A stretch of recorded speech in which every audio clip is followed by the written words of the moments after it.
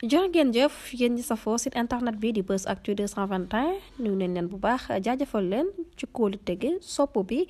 ak topp bi nga xamante ne rek yi nag ñu koy topp bu leen fàttee abonné di bës cloche de notification yi ngir mën a am yeneen i info dellu soit ak yéen seen actualité bi nga xam ne moo tax yéen ñëpp ñuy daje fii saa su nekk di weccante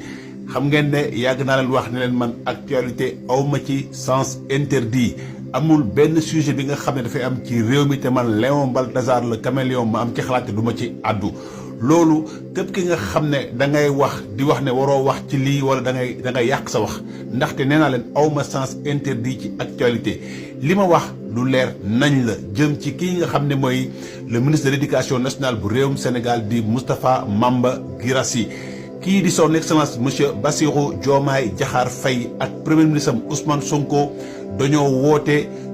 jubal jubanti ñu woote rupture woote changement systémique mënuñu wax travail lii nga xam ne mooy les gestions de la république ñu bëgg koo jël def ko ay bërëbu ñaanukaay bërëbu liggéeykaay du bërëbu ñaanukaay surtout bu ñu wootee rupture ak changement systémique Sénégal ñàkk na lu nekk ba mu des ay bërëbu ñaanukaay Sénégal bi nga xam ne dafa am ay bërëbu ñaanukaay nga xam ne de classe mondiale lañ ndaxte bu ñuy wax Masalikul Jinaan bu bokk ci mosquée yi gën a rëy ci Afrique ci dayo bi ci taar bi ci lépp ak yeneen yi nga xam ne ci réewum Sénégal boo demee Touba boo demee Tivaouane boo demee ci réew mi Sénégal ñàkk na lu nekk ba mu des ay bërëbu ñaanukaay donc kii nga xam ne moom mooy le ministre de la République warul jël lii nga xam ne mooy ministère de l'éducation nationale di ko transformer bërëbu ñaanukaay loolu dafay lancer un mauvais signal ci administration bii nga xam ne wax nañ ne duñu liggéey duñu respecter seen heure liggéey mënuñu wax xëy heure wàcc heure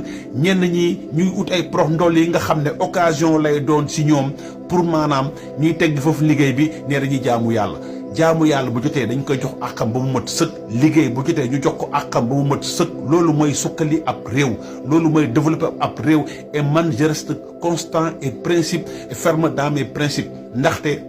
du influence du xupp du leen moo may déggatiloo ci lii nga xam ne mooy samay conviction mooy lii nga xam ne moom laa gëm man damaa gëm lu ñuy wax démocratie gëm lu ñuy wax respect xaw ma de la liberté d'expression man nangu naa ñu xaj ma lépp lu ma am sama àdduna ba mu des sama liberté de ton ak sama liberté d'expression wax naa ko ay yooni yoon donc loolu jarul ngeen di sonn borom xel yi xam nañ fa may waxee ñii nga xam ne xam nañ lu dëgg xam nañ fa may waxee waaye ñii nga xam ne dañoon tontu yëpp kenn tontu ci lii nga xam ne moom laa teg ci pënc bi ay yeneen mbir lañ may indil te man waxuma yeneen mbir sama wax dafa gàtt dafa leer liggéey bërëbu liggéeykaay du bërëbu jaamukaayu yàlla Sénégal am nay bërëbu jaamukaayu yàlla tuwaar fa kàlla macha allah nga xam ne képp kii nga xam ne da ngaa bëgg a jaamu yàlla soo fa demee mun ngaa jaamu yàlla te lenn dara du la gàllankoor ñëw nag ci actualité politique bi xam ngeen ne jamono yi nguur gu bees gi mu ngi jànkoonteeg ay jafe-jafe yu bëri jëm ci ay maires yi nga xam ne dañuy dafay politique de déguerpissement loolu yëpp c'est pour mettre plus de pression ci lii nga xam ne mooy état du Sénégal parce que gis ngeen ne ñi yore kuréelu Wargay Ndey ñu ngi leen di bloqué gis nañ ne maire Sandiara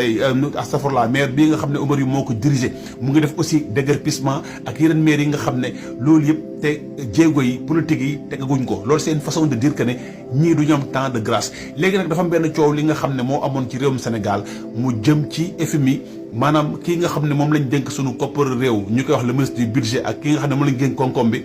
gis ngeen débat yi nga xam ne amoon na ci réewum Sénégal ak commentaires yi nga xam ne opposition ba si ñu ngi ko doon amal parce que wax nañ leen ne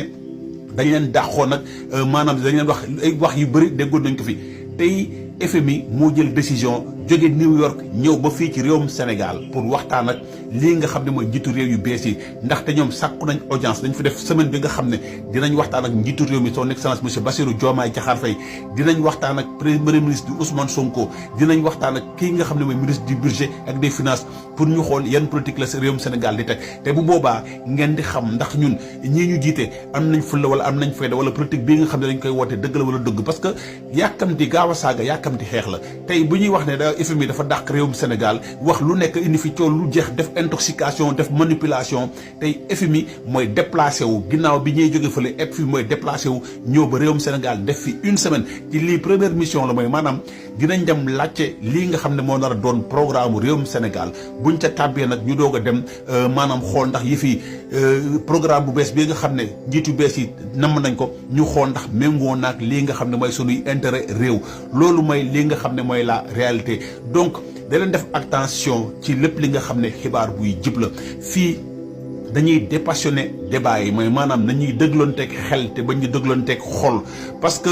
ay mbir yi nga xam ne boo ci jiitalee xol la nga war a dégg muy nekk li nga xam ne lu lay jëriñ lu jafe la loolu moo tax ma leen bu ñu jiital lu ñuy wax ignorance dañuy jiital lu ñuy wax pragmatisme faire preuve d'esprit d'ouverture d'esprit boo ubbee sa xel ci mbir ay mbir yu bëri di nga jàng lu bëri di nga xam lu bëri mais boo tënkee sa xol nga tënk sa xel loolu dalay limité mooy maanaam boo fekkee ne yow da ngaa jàpp ne lii la war a doon rek yow moo jéemoo gëstu jéemoo ubbi yeneen bunt yi nga xam ne mun ngaa gis leneen mun ngaa xam leneen boo matul di nga dee ci lu ñuy wax ignorance pour éviter ignorance boobu noonu nag jàppal ne lépp li nga xam ne dañ la koo wax gëstu ko saytu ko nga xam lan moo cay njëriñ ak lan moo si dul njëriñ léegi nag ñëwaat ci actualité géopolitique mondiale parce que wax naa leen ne xam ngeen ne Sergey Lavrov defaat na déclaration di wax ne ci réewum Amérique la des pour politique de non prolifération nucléaire mooy maanaam xam ngeen ne kii di njiitu Pologne di Duda dafa sàkku ci OTAN ñu indi fay arme nucléaire ginnaaw bu fédération de Russie déployé arme nucléaire stratégique ci fii nga xam ne moom mooy Bélarussie te xam ngeen ne ñoom yàgg nañu teg arme nucléaire bi ci taabal bi mooy maanaam chaque jour bu ñu nekkee dans une situation inconfortable dañuy indi menace nucléaire waaye ñëpp xam nañ ne menace nucléaire bu ñu ko tegee fii mooy tukkuteefu àdduna te instant bii nii ay experts yu bëri ñu wax ne cocktail bii nga xam ne mooy dessiné wu ci àdduna bi ñu ngi gën a jege troisième guerre mondiale parce que non seulement budget militaire yi yéeg na def naa vidéo di ci wax lu ma 2400 milliards yi nga xam ne yëpp ci ay ngànnaar jëm réew yi ñu ngi organiser waat seen i armée mooy maanaam ñu ngi wut ay soldats am na réew yi nga xam ne sax ay tout tànk la ñuy former maanaam ay élèves la ñuy former pour ñuy def lu ñuy wax service militaire di leen jàngal maniement guerre am na dëkk yi nga xam ne da ngay indi budget bi nga xam ne say wajur ñoo la koy jox lu mat 750 euros nga jënd équipement jënd lépp ñu lay jàngal tir ñu lay jàngal lépp ci ay pays européens yi nga xam ne dañoo am frontière ak fédération de Russie di njort ne conflit majeur war naa mën a am ba ndaw yooyu noonu ñuy def seen bopp ne dañu war a préparer seen bopp guerre loolu pour wax lan mooy maanaam fii nga xam ne fi lañ jëm nekkul luy changer parce que wax naa leen ne tey congrès bi ndimbal lii nga xam ne débloqué na ndimbal loolu noonu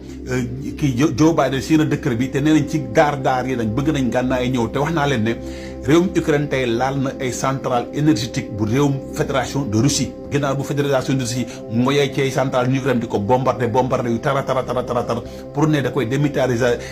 ñoom tamit ñu ngi commencé di fayu te loolu tamit day indi beneen dimension si conflit bi mooy maanaam tey ngànnaay bees yi bu ñu yegg si waatee aussi dinañ gat beneen configuration ndaxte wax naa leen ne am avantage nekk favori taxul nga mën sa adversaire ndaxte ça dépend de ses capacités de résilience am ak capacité bii nga xam ne am nañ ko pour mën a pas-pas bi ak dogguteef bi nga xam ne am nañ ko pour bañ a d'accord ci lii nga xam ne moom nga leen sas moo tax des fois da ngeen gis ab combattant bi nga xam ne dafay nekk dañuy wax ne kawoo na mu jékki-jékki ximaliwaat renverser situation bi loolu yëpp mën na am te lii day wane ne ñaari parti yi kenn parewul pour bàyyi wax naa leen ne milliards yaa ngi tuuru ci ndimbal li chaque jour état yaa ngi gën a renforcer pour ne ñoom bëgguñu perte guerre parce que bu ñu demee bay perte guerre confrontation directe lay doon mooy maanaam tey réewum Ukraine bu naree daanu bu boobaa réewum OTAN lay jàmmal loolu directement te ñoom ñëpp ils sont conscients ñoom ñëpp parti yëpp te waxtaan moo amul ci benn côté yëpp waxtaan amul fenn te gis ngeen ne aussi Proche-Orient la fa nekk au moins sax foofu jëm nañ fay daay bi tuuti ndaxte Israël bu songoon Iran song bi nga xam ne waru koo song kon nii fekk na guerre bi déclenché na bu yàgg waaye américains yi gis nañu mënuñoo nekk ci plusieurs fronts moo tax ñu dankaafu Benjamin Netanyahu ba laalul dara li nga xam ne luy yàq la wala luy lor la wala luy gaañ la askanu Iran c'est juste pour vous dire que ne contexte bi fu mu toll dafa nekk contexte bu délicat gis ngeen ne réew Afrique yi aussi ñi ngi yooyee AES ñu ngi commencé doyal ndaxte wax naa leen ne manipulation bi fu bëri jëm ci lii nga xam ne mooy soldats yi parce que dañuy gëmloo askan bi ne France mooy maanaam mooy indi gàllankoor yëpp te France jóge na fi waaye ñoom li ñu bëgg mooy teew ci nguur gi mooy maanaam effacer démocratie même ba ci réewum Tchad sax léegi moom dafa bëgg a débarrasser wu parce que ci réewum France pour changer loolu yëpp ay stratégie la nga xam ne askan yi la ñuy xool fa ñuy jox bopp pour ñu mën a yàgg ci nguur gi seen xarit la woon Léon Balthazar le caméléon di leen ñaanal kenn dalu jàmm ak salaam.